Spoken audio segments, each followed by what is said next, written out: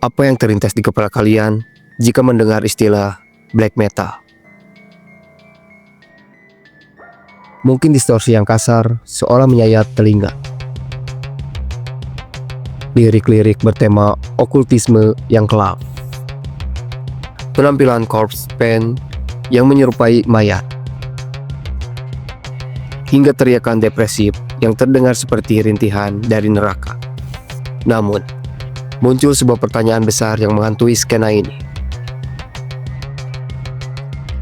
Apakah mereka benar-benar menjalani kehidupan segelap lirik lagu mereka? Atau itu semua hanyalah teatrikal demi sebuah image? Di tengah lautan band yang sekedar bermain peran, sejarah mencatat ada satu sosok yang membuktikan bahwa baginya kegelapan bukanlah kostum, melainkan takdir. Jika Norwegia membanggakan Mayhem atau Burzum sebagai wajah dari radikalisme musik mereka, Swedia memiliki satu nama yang tak kalah mengerikan dan jauh lebih melodis.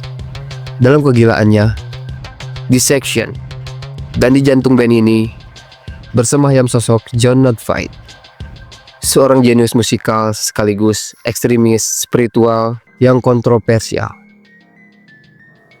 Selamat datang di Isi Kepala, tempat di mana kita belajar memahami isi kepala manusia yang tak pernah sama dan selalu bertanya.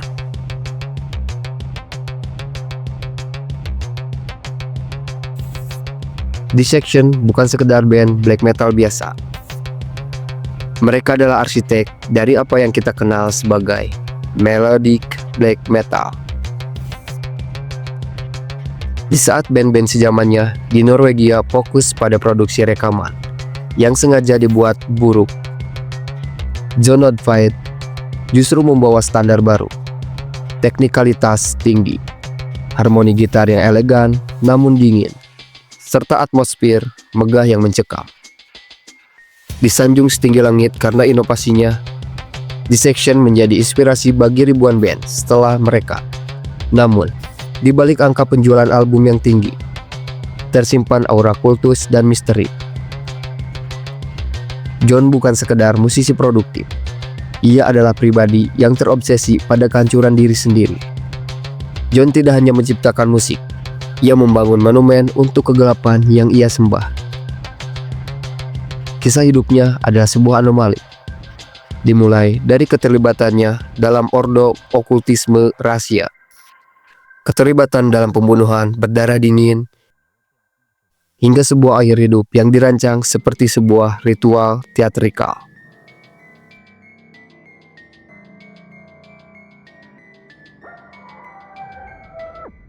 Kejeniusan Jon mencapai puncaknya pada tahun 1995 melalui album kedua mereka. Album ini adalah cetak biru bagi black metal modern. Bayangkan sayatan gitar melodis yang mematikan berpadu dengan ketukan drum yang brutal. Namun di sela-selanya terselip denting piano dan gitar akustik yang justru menambah kesan megah dan kelam. Jon membuktikan dirinya sebagai komposer jenius melalui lagu seperti Where Dead Angels Lie.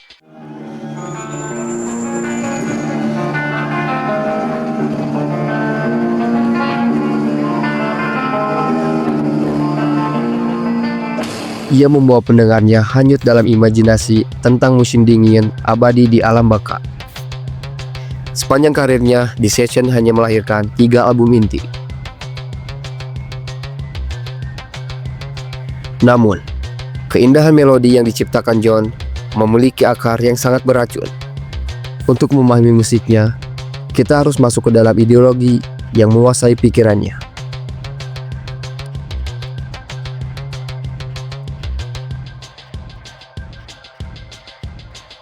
Jon bukan sekedar pemuja setan klise.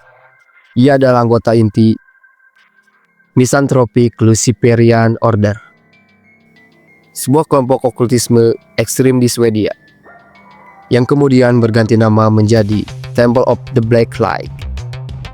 Ajaran mereka sangat radikal. Mereka adalah misantropis, Mereka percaya bahwa alam semesta ini adalah penjara ilusi yang diciptakan oleh Tuhan yang cacat.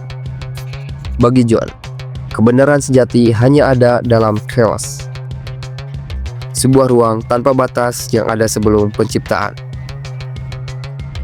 Ideologi ini bukan sekedar hobi. Album terakhir mereka, Rain Chaos, adalah sebuah ritual dalam bentuk audio. Liriknya didasarkan pada buku Liber Agerat, kitab suci MLO. John tidak lagi bernyanyi untuk menghibur. Ia bernyanyi untuk memanggil kekuatan gelap agar menghancurkan dunia ini.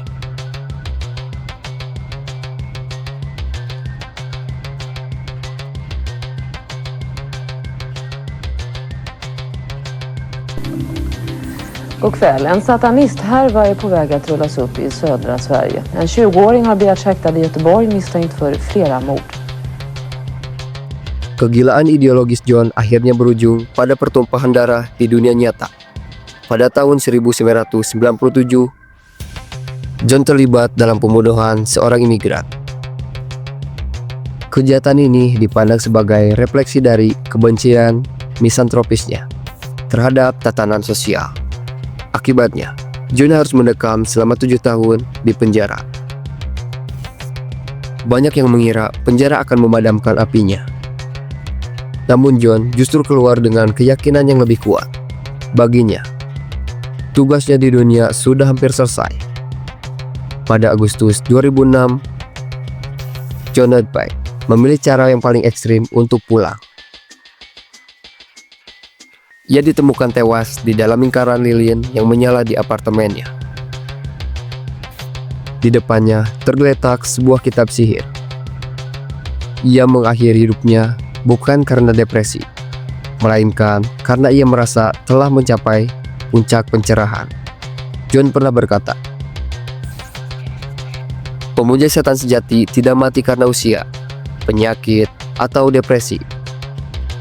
Ia memilih kematian daripada aib. Kematian adalah orgasme kehidupan."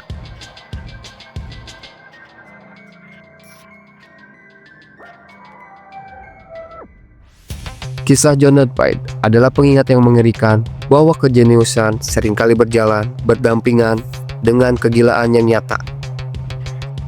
Ia adalah sosok yang teguh memegang keyakinannya hingga titik darah terakhir. Meskipun keyakinan itu menuntut nyawanya sendiri. Dissection tetap tegak sebagai legenda. Namun sejarahnya akan selalu dibayang-bayangi oleh darah dan asap lilin ritual sang maestro yang menolak untuk tunduk pada dunia ini. Dan jika video ini bermanfaat, jangan lupa like, komen, dan subscribe. Terima kasih telah menemani perjalanan isi kepala kali ini. Sampai jumpa di video selanjutnya.